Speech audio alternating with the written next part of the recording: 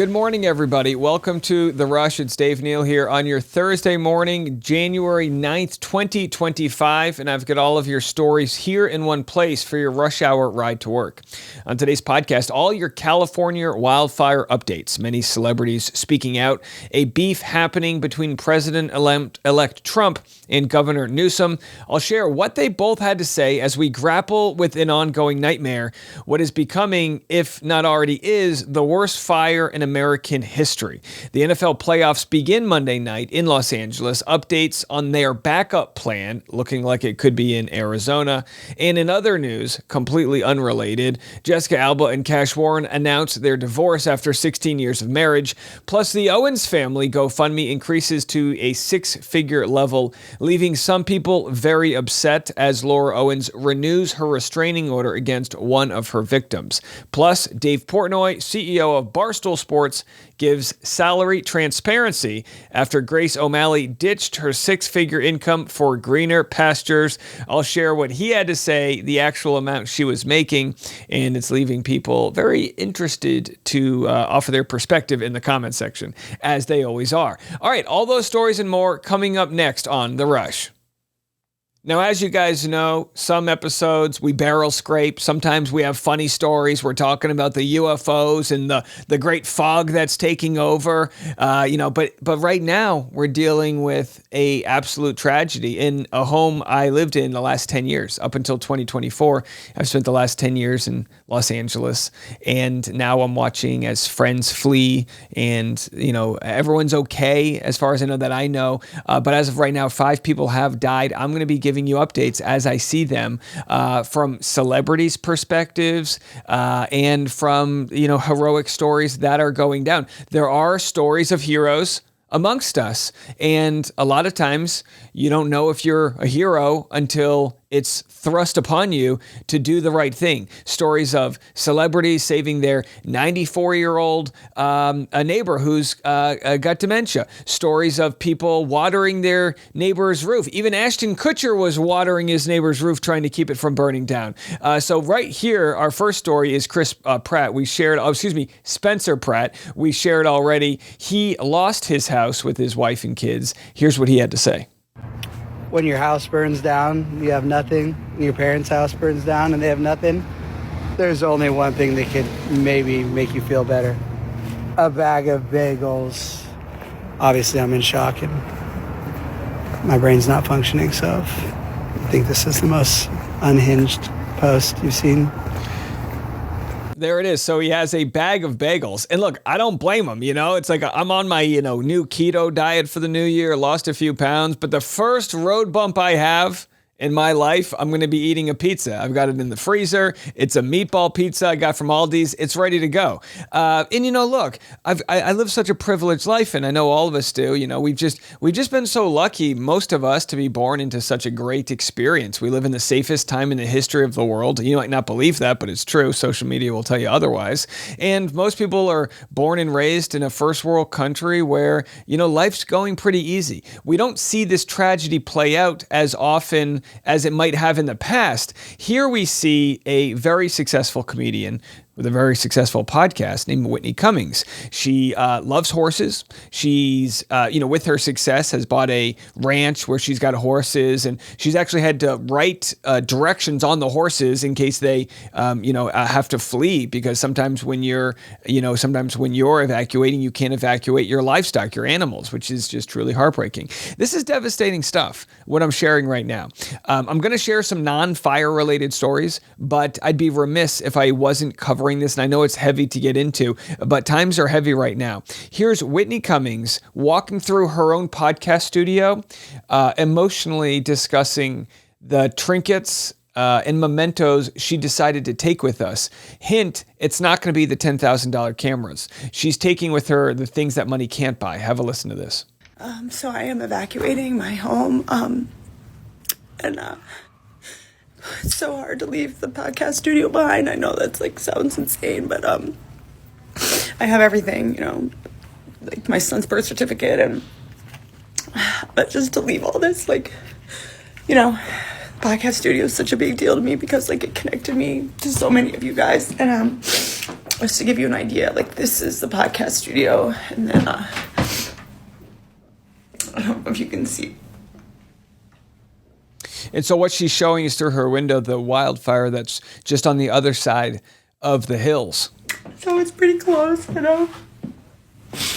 I don't know what I'm gonna lose, but it's like weirdly, like you really find out what matters to you when you have to evacuate. I'm not taking the cameras. I'm just like taking little trinkets and like stuff that you guys gave me at shows, and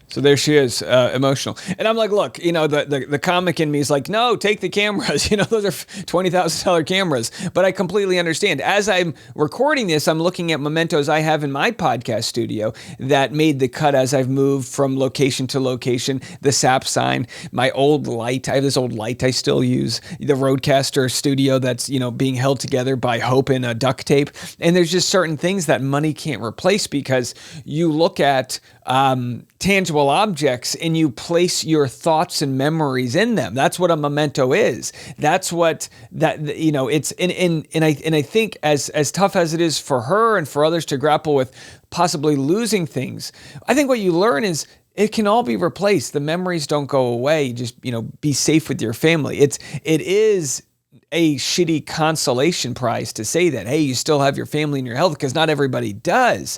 But just her story of being of the sadness about her leaving her podcast studio. I got a lot of people that listen to this show, and a lot of people that started listening maybe during the pandemic, and you might have gotten through tough times. I'm getting through tough times. You know, we've all been here to support each other. And the podcast studio, it's not about the chair or the desk. It's about what it represents. And Whitney will have that no matter where she is as she evacuates. So we'll have those updates as they come in. So a new fire has broken out. It's been over 2 full days of a nightmare that just won't end. New fire breaks out last night in the Hollywood Hills. I'm going to play a clip of what actually went down. We are looking at Skyfox over the Hollywood Hills. So during the time that press conference happened, there was a new fire that broke out in the Hollywood Hills. It was so dramatic that Kristen Crowley, the LAFD fire chief, had to leave the press conference to work with her crews on strategizing how to try to put this fire out. Now, where it broke out, it's near Runyon Canyon, which is like, if you don't know Los Angeles, Runyon Canyon is this beautiful hike, but it's the type of hike that everybody goes on, you know, after they've had an audition. So you'll see people dressed up in makeup and workout clothes. The entrance area smells like dog pee because it never rains over there, as we know now. And when you go on this hike, you would see trees that had been burnt from wildfires from decades ago, that some survived and some didn't. And I got to tell you, the Runyon Canyon was one of my favorite canyons because the sort of extrovert in me loves to see and be seen. My wife loved the Griffith Park Canyon, the Griffith Park hike, and certain other hikes in Altadena, hikes that were more secluded. And I just loved this one that's in the center of the city. And as you go on this hike, you look out and you see all of the multi-million-dollar homes, because Los Angeles, and it's a city for a lot of different people, but a lot of people come there with big dreams and big hopes. And you think about the energy vortex that sweeps through the canyon and blows your hair up because the winds are whipping, and you think about all of the hope and you know, gosh, not today. But we will have stories of those that are just reaching to historic levels of badassery that are there fighting this thing. There are a lot of people asking the question, why isn't more being done? I'll have the response from the Defense Department coming next. Here's Sabrina Singh responding to the sort of lack of federal help happening right now. Seems like a slightly anemic amount of federal assets being provided to the largest fire in California history with the commander-in-chief out there. Why not flood the zone, if you will, with more assets? Well, Jen, it's a matter of also, can those assets get in the air? And right now, I mean, Cal Fire has some of the best capabilities and equipment to fight fires in California. Yeah, it's frustrating because what are you going to do? Like, the fires happen on the West Coast. They already have all the equipment there. They're just, winds are so heavy you can't fly through the smoke. And it's like, it's really like California is a large ecosystem that unless you're going to be flying in help from, I don't know, some of the different Canadian regions that have wildfires as well, there'll be a lot of help that comes in the recovery. But I empathize with the situation that's happening now. Now, what's interesting is you're starting to see the conspiracies fly. Here's actor Jamie Kennedy, and he says the wildfires aren't an accident. It's dark, and I know we're just How? going to follow it. How? But it doesn't look like it. How? Oh my God. I'm trying to be cool, all right? But this is not an accident. He says, I'm trying to be cool, all right, but this is not an accident. Now, to counter that, a lot of people that don't see wildfires take off, they just think, oh, there must be someone lighting these things in different regions, which is a very ignorant way to think about how wildfires work. What I want to show you guys right now is how quickly a wildfire can spread to a new development. As I'm recording this early in the morning, Thursday morning, the wildfire actually jumped south of where it was before into Studio City, which is just a purely residential neighborhood. Take a look at this. Now, because we are just about 10 homes north of Franklin at a home here on Vista where the palm tree above the home caught fire about 5 minutes ago. So the palm tree is literally on fire. Are you to believe that someone shimmied their way up the palm tree and lit it on fire? Right? No, absolutely. Now, did this fire start because of arson? It's way too early to know. It could have been, but also in the winter, if you live in Southern California, it actually gets very cold in the winter, and a lot of people that are homeless, they'll be cooking in an encampment, and sometimes the fire will start that way, and sometimes it is arson. People have said, oh, it's because they're trying to destroy the evidence with P. Diddy. How so? And, it's a land grab. They're burning everything down so they can buy it, just like in Hawaii. I mean, I just think it's so foolish to have that conversation right now. Here is a tragic story of a man who owned the Bunny Museum in Altadena, which just burnt to the ground. How the iconic Altadena Old Town is gone. Our museum is gone. That'll hit me in a while. He said, our museum is gone. It'll hit me in a while. And this is the co-owner of the Bunny Museum in Altadena, devastated after the beloved collection of bunny artifacts destroyed by the Eaton wildfire. Now, my TikTok, I don't know about you guys, but it's hard. It's like tragedy porn. It's hard to look away from some of these things. But then there are stories where this one guy's going viral because a skunk showed up on his property. So he's been feeding it. The skunk traveled God knows how long and how far. People's dogs and pets are being rescued. Horses are showing up. I mean, there is a story of unity. There are restaurants that are offering free food, free parking lots for people to stay at. I actually worked when I did my previous job in Santa Monica, and when there was the Malibu fire, which was a lot smaller than this just several years ago, people were living in hotels until the insurance worked itself out. And, that's just what their life became. Here is actress Sharon Stone working to support LA fire victims. Sharon, you are so sweet to join me on this last minute notice. Tell me what you're doing. We're doing several things. My sister called me this afternoon. She and another publicist friend of ours are working. They've opened a store, worked together with a store on Beverly Boulevard. It's called The Coop, C-O-O-P.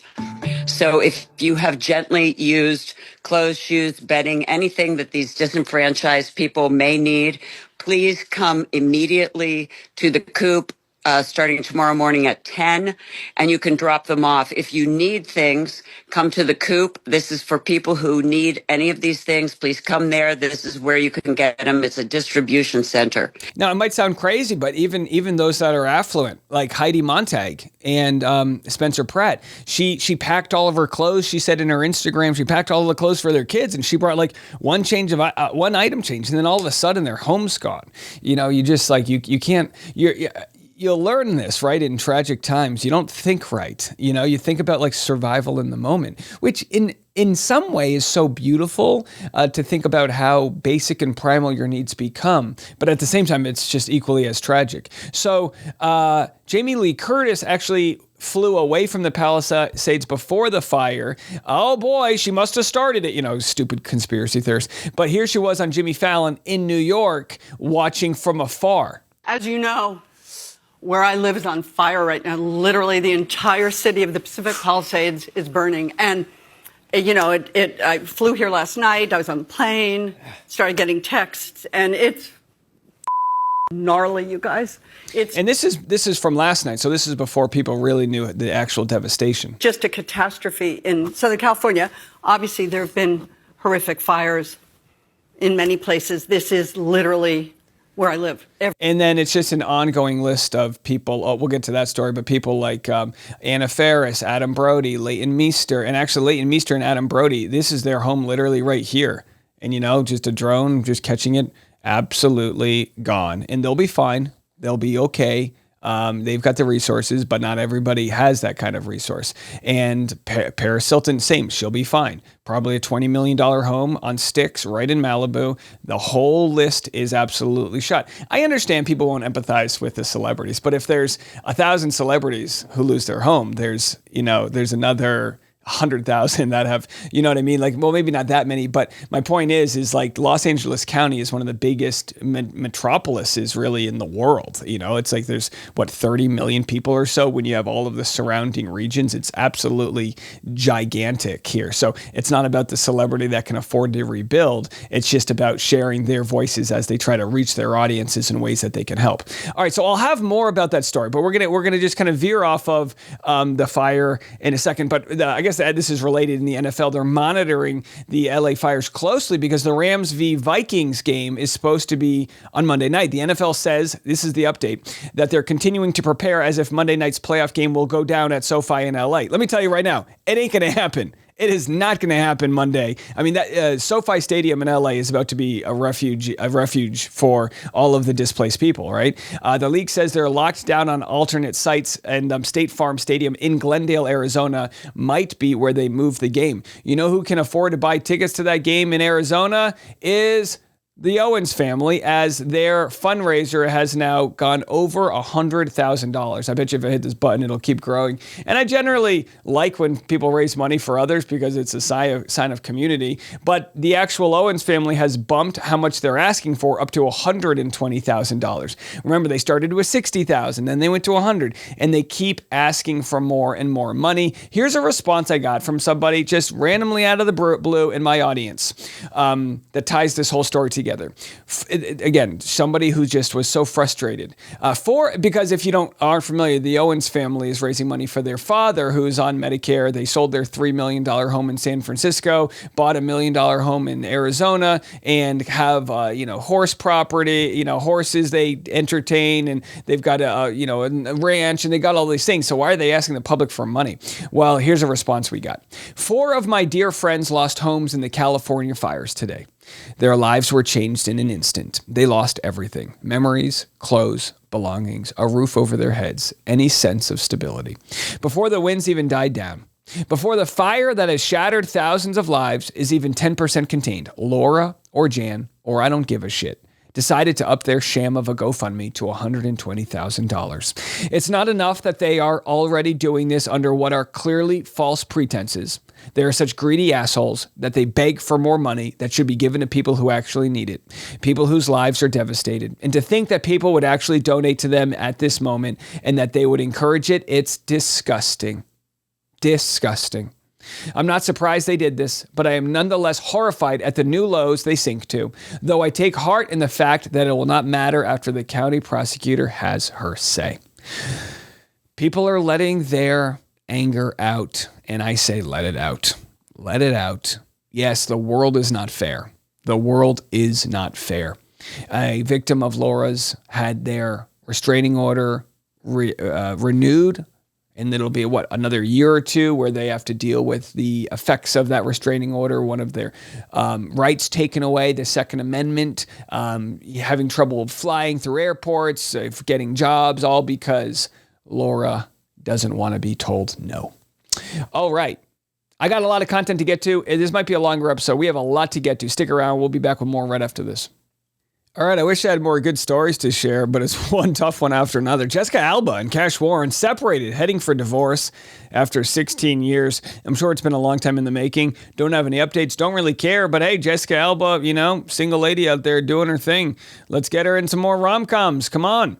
All right, well, this is going to be a little political, but hey, it's the world we live in, and we saved it for the end. Which, by the way, this afternoon, on the Afternoon Rush, I'll discuss last night's Special Forces. I'll save it for the afternoon, and I'll save it for the end of the episode in case you don't want to be spoiled yet. So we'll save it for all that, because last night was Special Forces. I've got thoughts on Deal or No Deal Island, so stick around. This afternoon, we'll have that.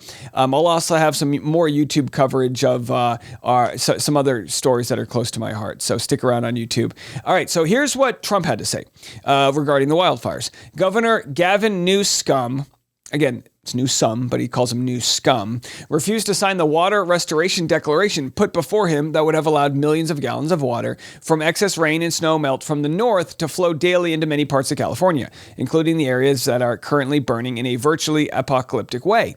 He wanted to protect an essentially worthless fish called a smelt by giving it less water. It didn't work, but didn't care about the people of California. Now the ultimate price is being paid. I will demand that this incompetent governor allow beautiful, clean, fresh water to flow into California.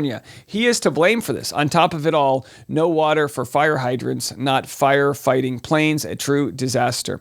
Now, first I want to say this. There's always a time and a place for what could have been done better, where's the incompetency, where's the flaw, who shit the bed, all those things. There is a time and a place. But a large portion of our country right now is battling chaos, death, racing and running for their lives. And this is our president-elect who's worried about, well, I would have prevented this. I guess you got to go to California to understand how big it is. If it was on the East Coast, it would be from D.C. to Florida, right? It is enormous. And Trump's idea was to rake the forests. You can't even understand how crazy it is. And people will cite facts like, well, they defunded the forest restoration. Look, I'm the first one to tell you that the LA, politics puts way too much money into the police department and not into other social services and things like that. Absolutely. But so many people that are criticizing the lack of resources are also the people that voted or would have voted for getting rid of and defunding a lot of the organizations that are there for these resources, right? So Trump said essentially the same thing right here in this statement. I'm going to just play what he had to say. Criticism of Governor Gavin Newsom. Are you willing to work with him, and do you believe that federal aid should be provided to California for as long as it takes? Well, it's very sad because I've been trying to get Gavin Newsom to allow water to come. You'd have tremendous water up there. They send it out to the Pacific because they're trying to protect a tiny little fish, which is in other areas, by the way, called a smelt. All right, so he goes into the whole smelt thing, which is not entirely true. As it turns out, there was a statement that was made by I believe Newsom's team saying this whole declaration statement thing doesn't exist. That's not even an item that they, it's a little bit more complicated than that. And I'm not here being a bootlicker for Newsom. I'm just saying, let's take the time to figure this out. Nobody benefits from these types of wildfires. Nobody. It's not good for the economy. It's not good for the livelihood. It's not good for anything. A response was made. The LA, right here, the claim that environmental protections for the Delta smelt have restricted water access for firefighting in California, particularly in the LA region, is not supported by evidence. There's also statements that were made by his team, but let's go to Anderson Cooper here in Los Angeles, or in the LA County, actually interviewing Governor Gavin Newsom. What's the latest? Well, 5 dead, likely more. Just complete and utter devastation. I've been in a lot of these fires, a lot. Going back to Paradise, and this approximates Paradise. It's not a numeric, it's just a feeling, sense of loss, place, belonging. Still no containment? No, we're at zero containment. The winds have been a little bit more favorable, as you've seen in the last few hours. So we've got the helicopters back up. We've got some fixed-wing aircraft. Out on the coasts, it's a little different. It's pretty intense. We have 23 aerial assets just at the Palisades, but a lot of them are not operational because of those winds. So it's a combination of challenges. That said, we've depleted all our resources. Northern California, we'd already pre-positioned on Sunday. Hundreds of personnel, special units, water tenders, dozers, engines, helicopters, and it wasn't enough. And now, so they pre-positioned these dozers because you're wondering, like, when the cars got in the way from the people that had to evacuate, those dozers were ready to go. Now, again, like I said, I'm not bootlicking for him. I'm just saying we need leaders in this country that aren't immediately in the middle of the chaos pointing fingers. I would have done this better. This shouldn't have gone. Like, we need to figure this out with all hands on deck right now. And then when literally the dust settles, the embers extinguish themselves and the winds stop, hopefully, God willing, the rains come, then you have those conversations. But it's just like, you can't with people anymore. It's so frustrating. Everything becomes a conspiracy. Everything becomes, a sort of a twisted into whichever side you want. Like, money, assets, resources, and love needs to be sent to SoCal right now. In response to President-elect Trump politicizing the fires, here's what Gavin Newsom had to say. But the president-elect chose to attack you, blame you for this. One can't even respond to it. I mean, it's people are literally fleeing. People have lost their lives. Kids lost their schools. Families completely torn asunder. Churches burned down. This guy wanted to politicize it. I have a lot of thoughts, and I know what I want to say. I won't. Let's end on a happy story. If there is such a thing. Actor James Wood breaks down describing the rescue of his 94-year-old neighbor. When we got to the bottom of the hill, I said, oh my God, we have a neighbor who's 94 years old who has dementia. And I said, there were no cars on the driveway. And we would go over and help him get in his chair, sometime if he fell with the caregiver. But I knew he was in the hospital. And I don't know, God was on his side. I decided to call his son in Massachusetts and said, hey, Francis, just to be sure, your dad's still in the hospital, right? He said, no, he got home last night. And there's a new caregiver and I don't have the number.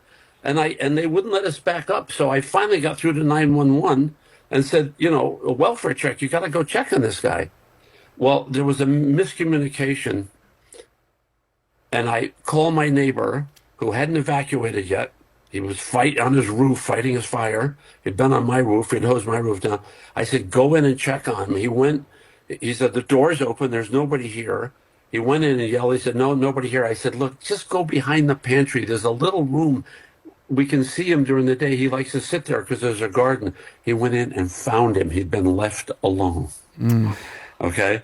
And it turned out the fire department made the new caregiver leave. And, she just does what she was told. They said, we're coming back for him. Well, they hadn't come back for him. I'm hoping that they would have. But, there was so much chaos. It was like an inferno. Every house was on fire. I mean, just crazy stuff. All right, so like I said, I promised you we were going to end on a non-fire story, so I have to make sure I can find this. This is the story of Dave Portnoy responding to Grace O'Malley. On yesterday's episode, we had Grace O'Malley on the Theo Vaughn podcast discussing one of the reasons why she left Barstool Sports to go to Alex Cooper's site. She basically said she didn't say she was leaving because the pay sucked. She just said she wasn't getting as much as people thought she was getting. And so Dave Portnoy's like, well, I'll tell people exactly how much you were getting. And I'm all for pay transparency. This is a lady in her early 20s, having a lot of success. And here's what Portnoy had to say. Grace O'Malley was on Theo Vaughn's podcast talking about her salary and how much she got paid at Barstool. I didn't make anything when I was there. So you got paid something annually. Yeah. So I had a salary. Okay. A good salary? It was decent, but my buddy was making a lot bit more, a whole ton more. So she says it was decent. I'm interpreting that as she doesn't want to brag, whereas Brianna Chicken Fry was probably making high six figures. Okay. And I'll just say what her contract was. She was finishing up her third year at Barstool. Her base salary, $175,000 a year. On top of that, she got 70% of anything that we were able to sell on her personal socials. So she got another $75,000 in 2024 that way. Total salary for last year, $250,000. Which is great. Good for her. Get out there and start a podcast. Join everybody. See if you can make it past 7 episodes. That's the golden mark. But look, just because she got paid $250,000 doesn't mean that Alex Cooper's not going to offer her $500,000. So it's like, go follow the money. You know what I mean? Do what you want to do. I don't think Grace O'Malley was sniffing at the fact that she was getting paid $250,000. That's good money. Hey, maybe she can help donate to Ron Owens GoFundMe. Wouldn't that be nice? All right, that's going to be it for me. We'll be back this afternoon. Leave a comment if you're watching on YouTube. Hit the like button. And share us with a friend. It helps us grow and can help the algorithm. Appreciate you guys. We'll see you this afternoon. I'm Dave Neal. This is The Rush.